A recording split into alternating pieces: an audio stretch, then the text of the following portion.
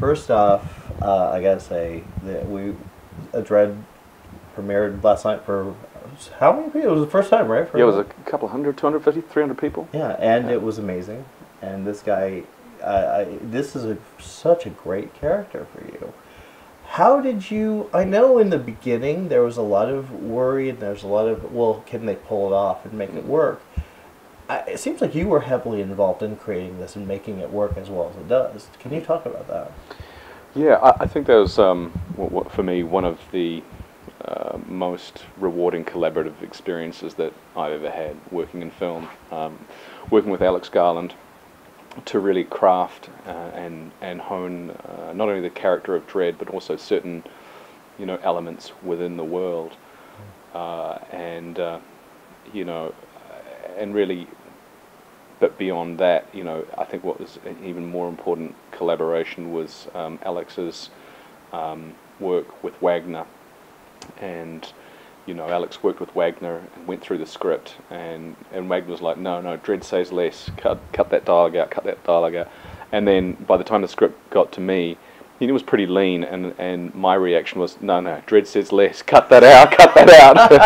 And so that's kind of, that was really important for me. I really think that Alex did a really great job of capturing the dry sense of humor that was so prevalent in Dredd, and obviously the the visceral violence and yeah.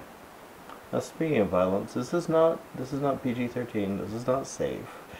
Was that always the intention, to just go for broke and heads exploding? This is a bloody movie.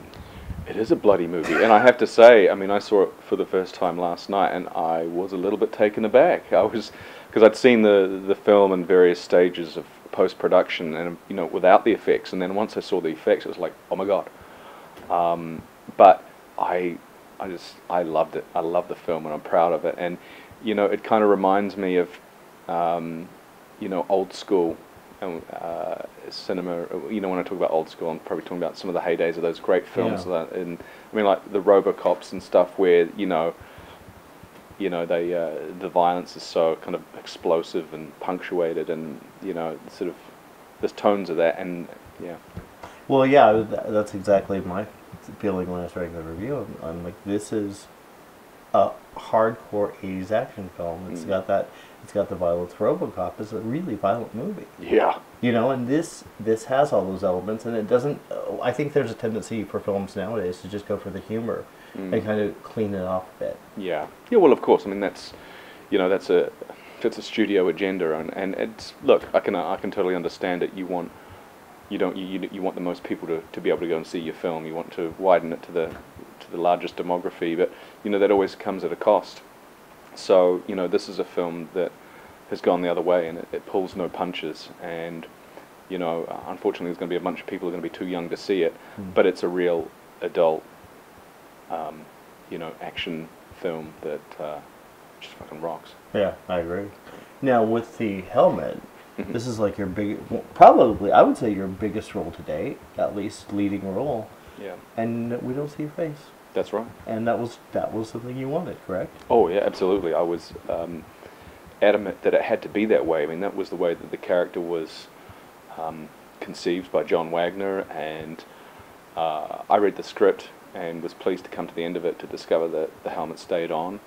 And on my first meeting with the creative team, they said, look, you're aware that Dredd, the helmet's not coming off. And I went, I wouldn't be taking this meeting if it did.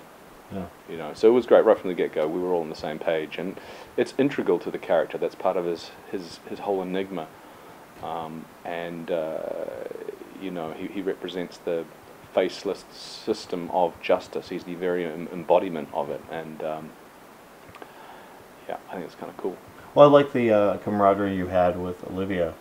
It's a very unusual, because usually the leading lady is so either whining or crying or being to the extreme so tough that there's just no believability. And you guys had nice chemistry. What was it like working with her? And it was fantastic. I feel really blessed that that she was cast in this film, and she was so committed and dedicated. And every day we would before we would go on set, we would touch base with each other, and we'd have our powwow, and we'd talk about what it was that we were going to do that day and what our objectives were, and we were completely just a team all the way.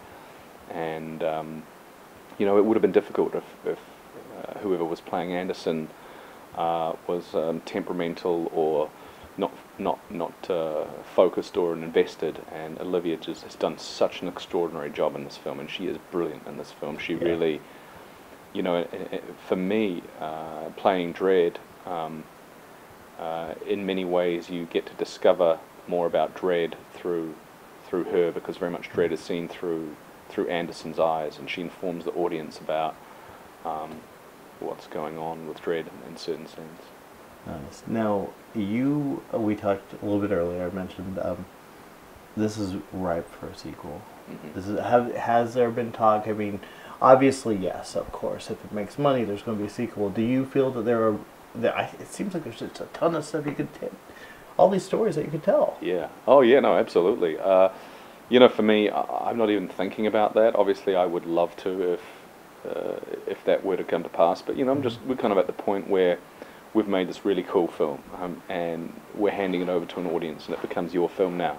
And, you know, if you guys embrace it and dig it, and it does well at the box office, then yeah, I'd love to come back and make more. But if that doesn't happen, if it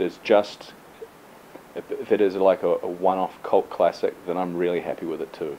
Yeah, yeah. Well, I guess one of the things I noticed with the film is, again, this character you've created. I think it really was tailor-made for you. What was the most fun, the most exciting thing you had when you felt, fuck, I'm Dredd. This is a real deal.